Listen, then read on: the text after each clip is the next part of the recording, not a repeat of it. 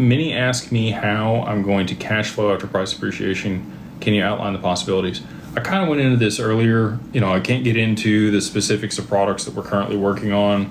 It's always bit me in the butt, in the past. We've been working on a yield product for a year at this point, which has been extremely frustrating.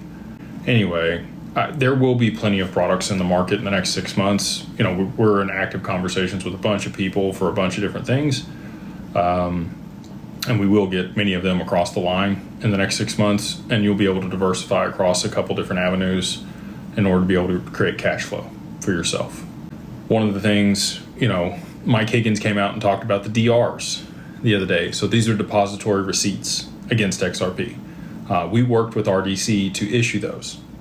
So if you want to go look up that press release from back in, I think it was like February this year, we worked with them to get that done against XRP. Now Ripple Prime is using those DRs, which is cool.